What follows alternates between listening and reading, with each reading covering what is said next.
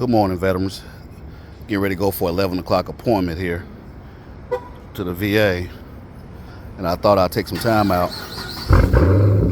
to just talk to you guys about once you get your decision from the VA, what's next? Well, first off, I want to tell you guys that percent permanent and total is a temporary decision. Because when they make a decision, that decision is based upon the next following 3 years of your life. So for an example, if you're 42 years old and you get a decision, they made that decision for 3 years advance till you're 45.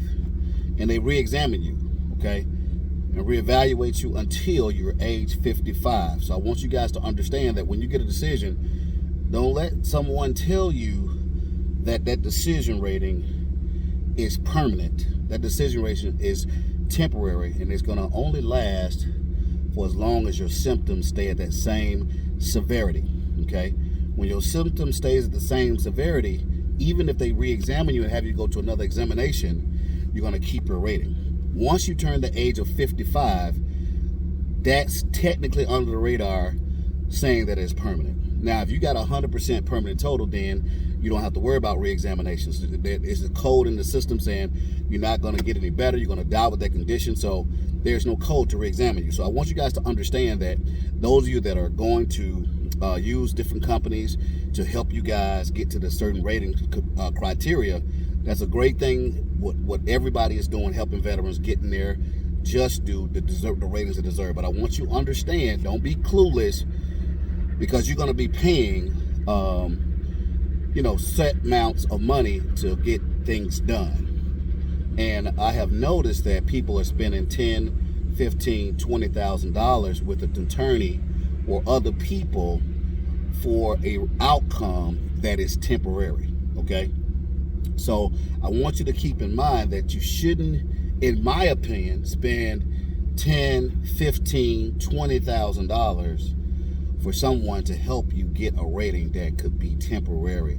If your ratings improve and they re-examine you, they will readjust your rating. I know you guys have heard stories of people being re-rated or downgraded, as you would say.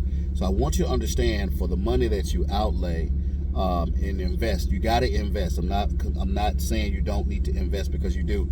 The outside doctors for the Nexus letters and putting that stuff together costs money. These doctors got to get paid. We're dealing with doctors. You're dealing with medical people, medical community.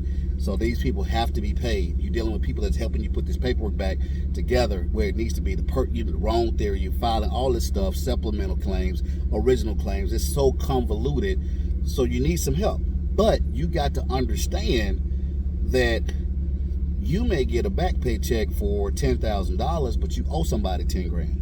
So you're at zero. You're into profit material. This is a business. I want you to have a business mind when you are thinking about getting your ratings decided on and get approved on. If you're not 55 years old, then you stand to be readjusted or reevaluated, okay? Once you turn 55, then you cool.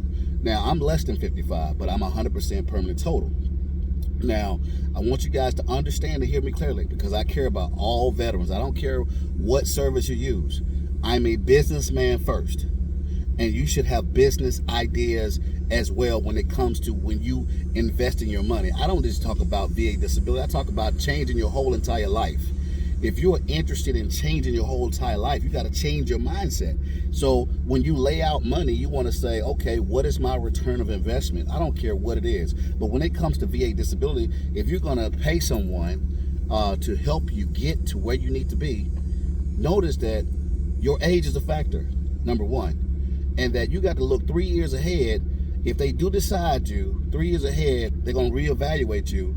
And if your situation improves, then they're going to readjust you. If it doesn't and stays the same or get worse, you're going to get a higher rating or stay the same.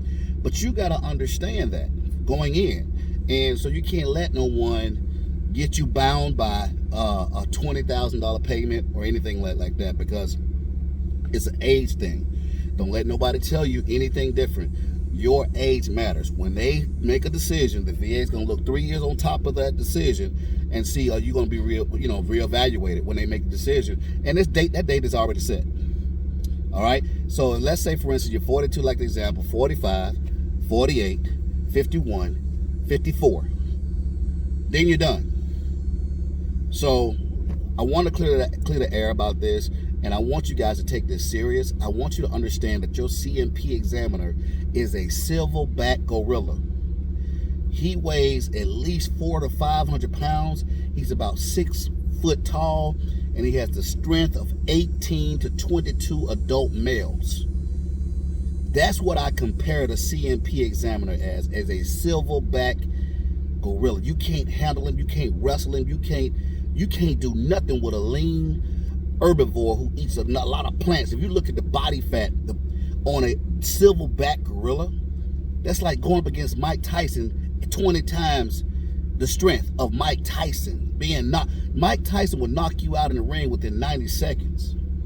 So when you're getting these services and you're getting these nexus letters and you're getting all the evidence, know that you got a title fight that's in the making.